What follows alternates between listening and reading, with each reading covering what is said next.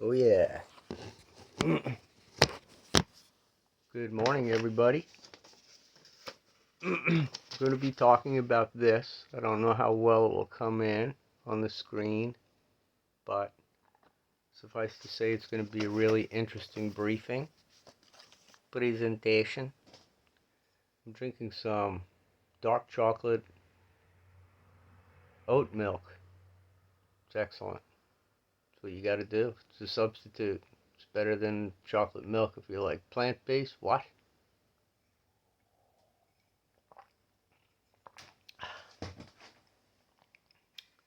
And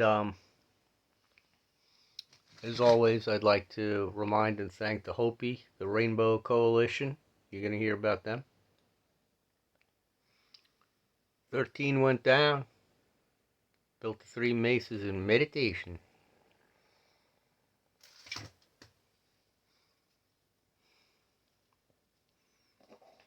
I was Billy the Kid. I like blue.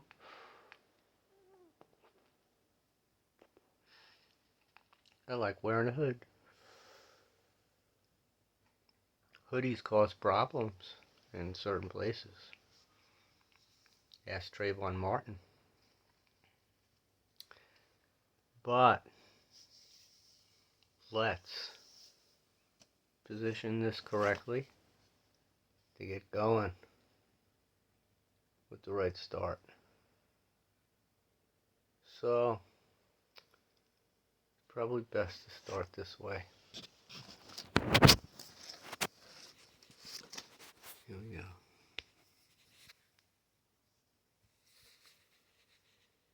So, back in 2006, 2 defeated warlords. One Bashir, one Masudi Yadaw. Defeated by the Islamist militia that now controls Mogadishu. I beg to differ, but it's CNN. Just smutting it in your face. But we can tell a different story. Stand by. Just as an example, and I'm no expert, but this is like a densely populated ethnic group. We can see dates there. 14. Look at this. These guys were trained up. Commandos. Shoulder patches. They're ready.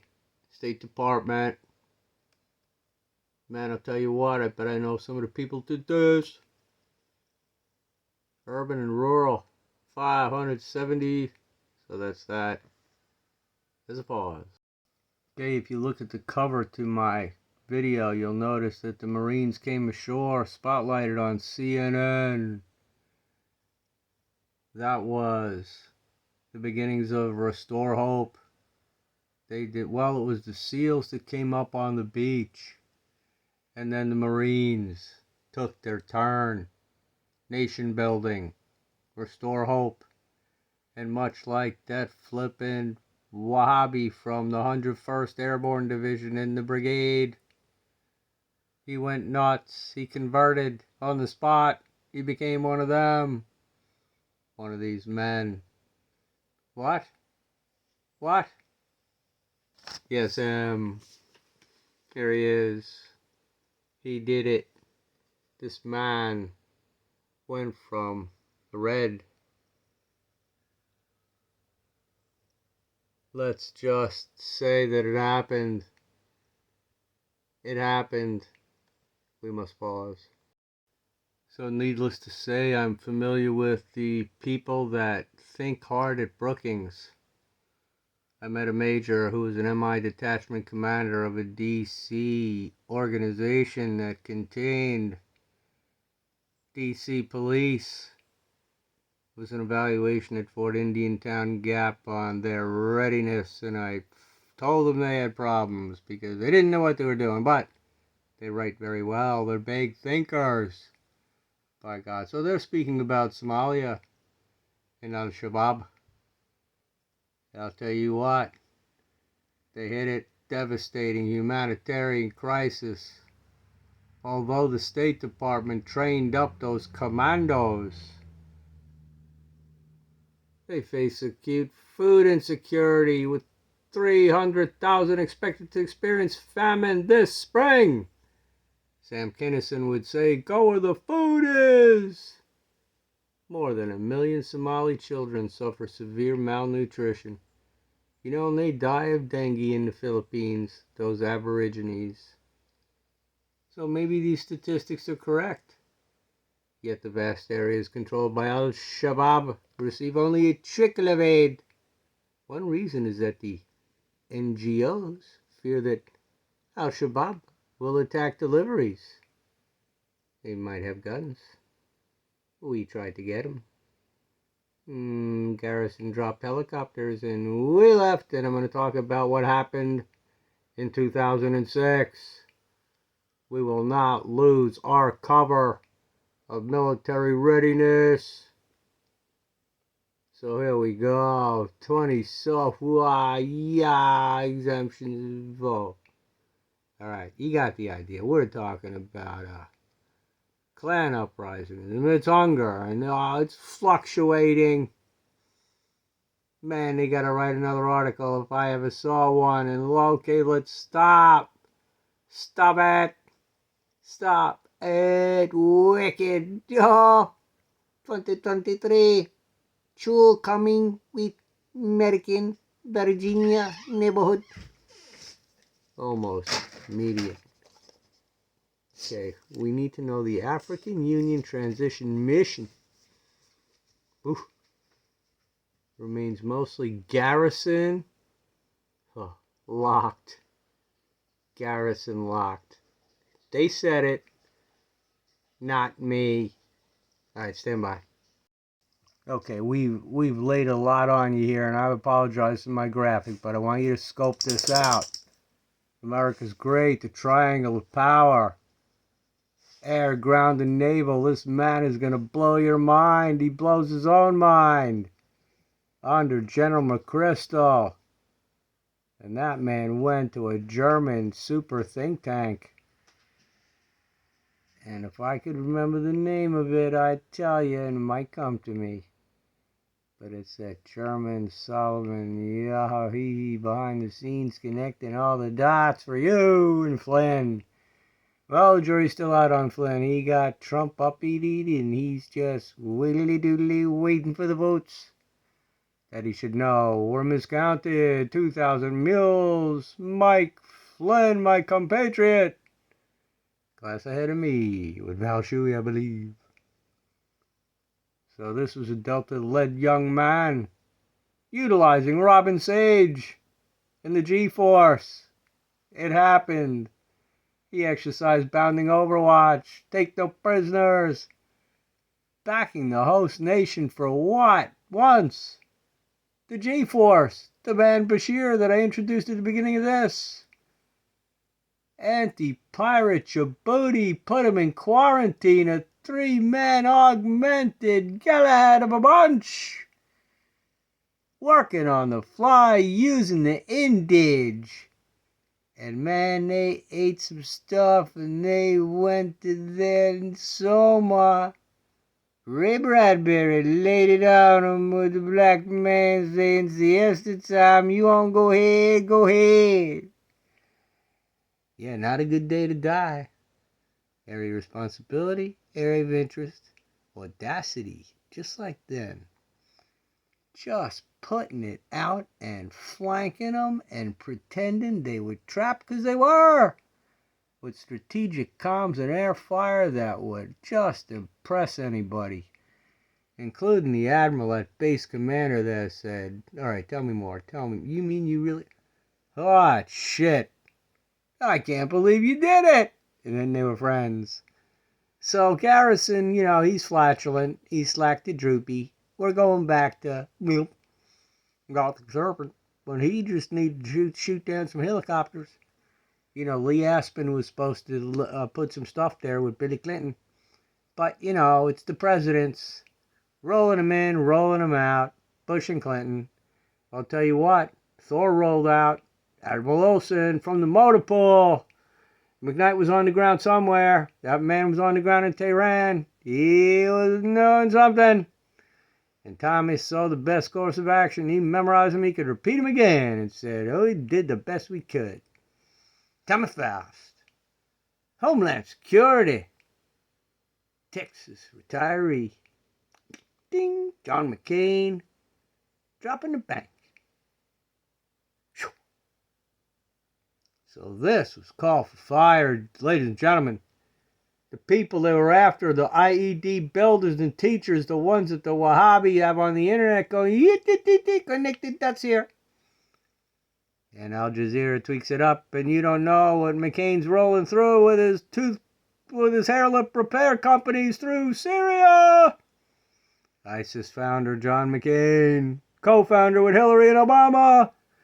But that is way the hell over there, the other place, not on the map. It's up to the northwest, by God, Egypt.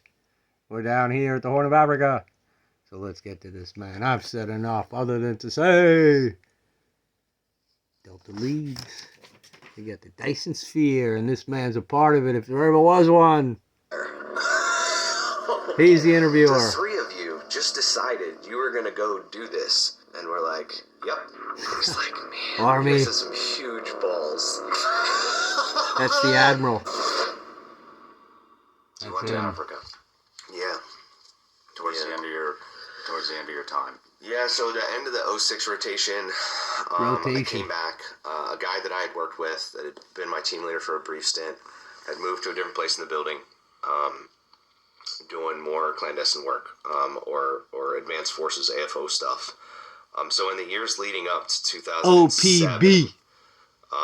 Just like an General extension. Marshall, who was the JSOC commander, had been Counter slowly but surely surveillance. spreading Who's out doing what intelligence to collection kind of around the globe. who? Checking me out when I went to buy my dog food. To fight a network, and he was I smart buy my enough dog to food every identify day. that Al-Qaeda's Have a dog. got cells all over the world.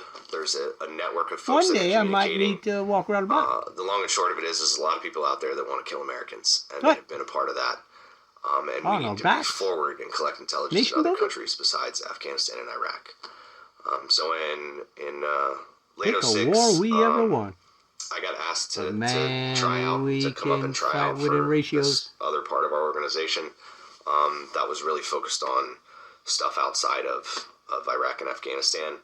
And at the same time that I had gone through that and done that and joined that part of the building, they stood up a new task force in D.C., and the task force was designed with combating AQ threats, greater GWAT stuff outside of the Middle East. The Horn of Africa was a particularly big hotbed. What they had figured out was that Somalia, being the lawless land that it is, was the perfect place to not only recruit from, but to ship foreign fighters from various countries around Africa and the Middle East down to train them, prepare them, give them skills like ID building, marksmanship, and whatever. And then put them on boats, ship them up to Yemen, and then via Yemen back into the Middle East to go kill Americans wherever that may be. So it was an integral part of the foreign fighter network, and we wanted to do something about it. So in J2 U.S. SOCOM. early 07, or I guess early spring of 07, I got to deploy to the Horn of Africa, working out of the embassy in Nairobi, Kenya. We had, intelligence collection in various countries throughout the Horn. But I was one of two guys from my organization.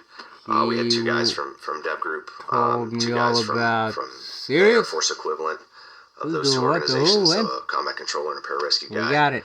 Two guys from another Army organization based out of Virginia. And then a couple of Ranger Recon Detachment operators. So we called it the Rainbow Coalition because it was two guys from each color of the rainbow.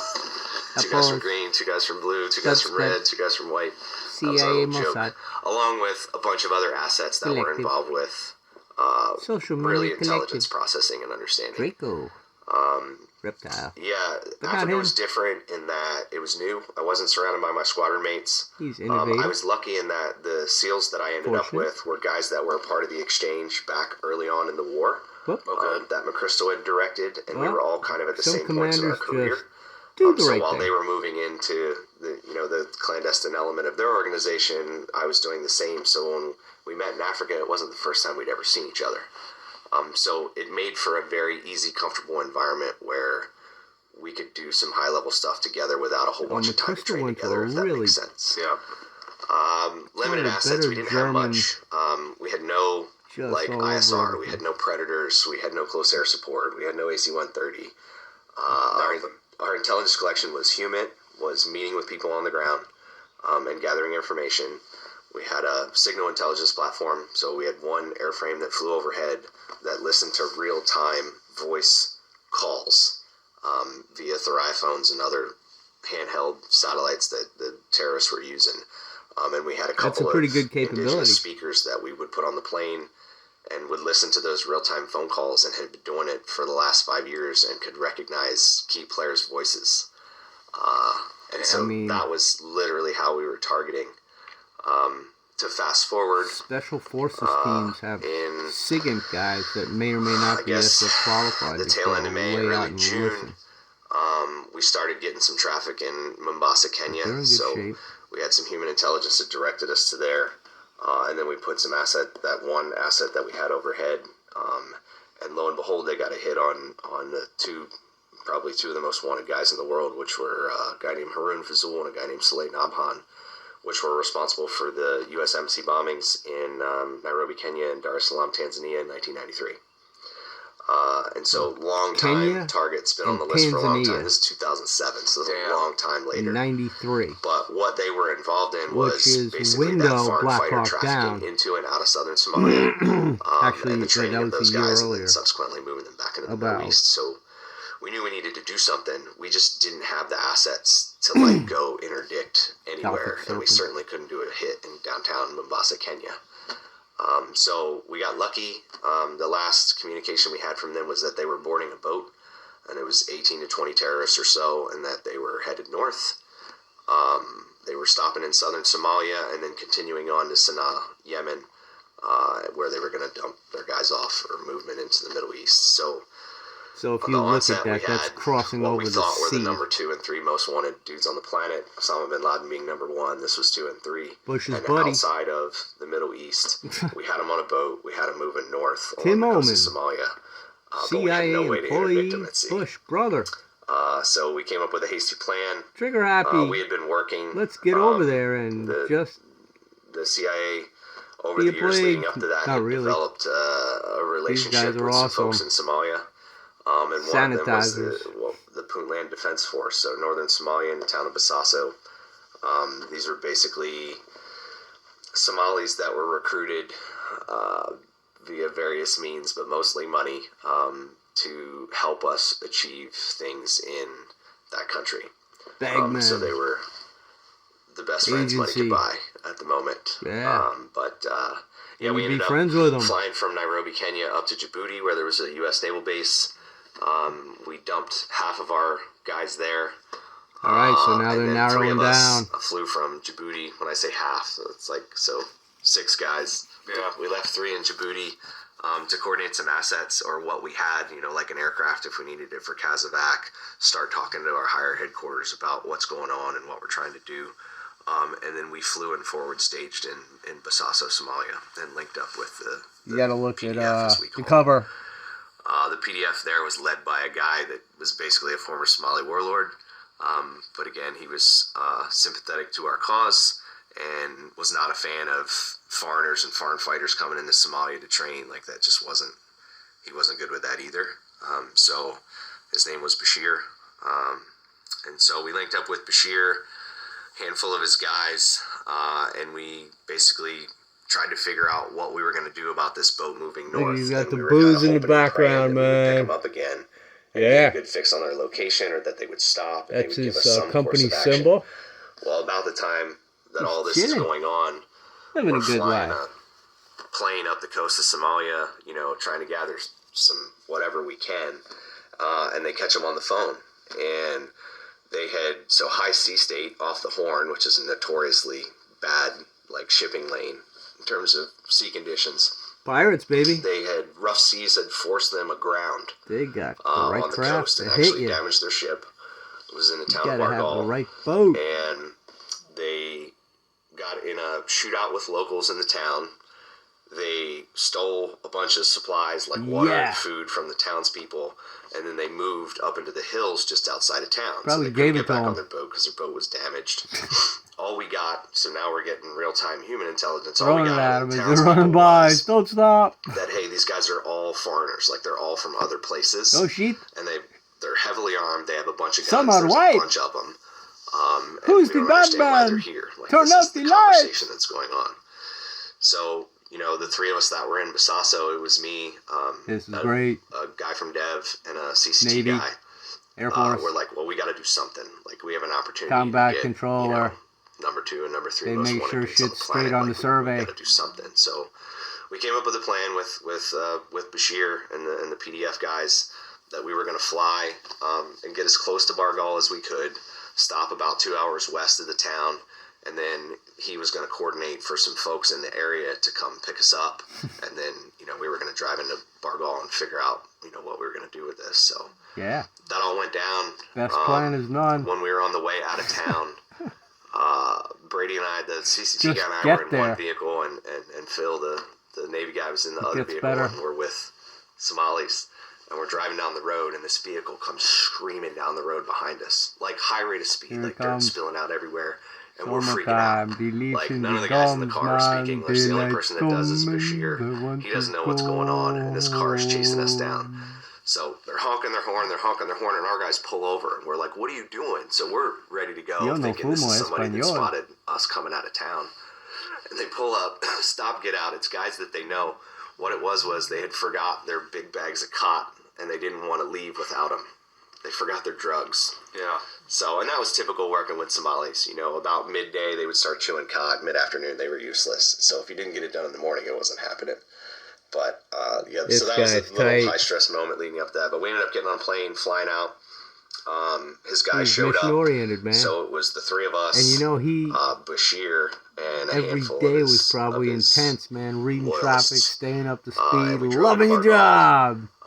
On the way into Bagal, but the up-tempo, we're kind of working on a hasty plan. Concentration. And we had nothing, you know, so we just kind of worked with adventure train. What we knew to be true, what we had hard facts on, and we kind of backwards planned from there. So, float down you know, the Brady, river. the CCT guy, was like, look, man, we need a way to get out of here. Like, what are our options? Like, we got a fixed-wing plane in Djibouti that could come get us. We got our guys that are coordinating there, and we've got some PJs that were stationed there. So we've got some options, but it's like 5 hours away. The log He's like, well, there's a Russian airfield that's south of the city that I saw on the map, old dirt strip. He's like, why don't we stop on the way into town and survey that airfield and make sure we can land that bird there just in case. Brilliant. Perfect. Great idea. So Eyes on. Survey the airfield. It was probably the quickest airfield survey a CCT guy has ever done, but he felt good enough that we could land a plane on this dirt strip. Look at that. So we left from there. You gotta Phil, be proud the Navy of guy's these like, dudes. hey man, there's a Navy destroyer off the coast. Can't see him, but he's out there somewhere doing anti-piracy operations. So this is before Captain Phillips, a year before that all went down. But That's so they're out there single just shot burning holes stuff, in the man. ocean, They're trying taking, to they're deter popping. Somali pirates from Seals were popping guys that were bobbing in the water. And so you got to anticipate because you're standing off. It was the USS. But if it's a 50 cal, like, cool. He's like, I can do that. Like, we'll call I missed him in the blind torso. and be like, hey, I don't know. You got U.S. forces on the ground. He's like, I can pre-plan some targets. You know, they got deck guns. Like, if we get in trouble, we've got some naval gunfire. Yeah. Awesome, great. And they're like, well, how are we going to do this? And I'm like, well, I think we just basically need to get there with our dudes. We need to set up a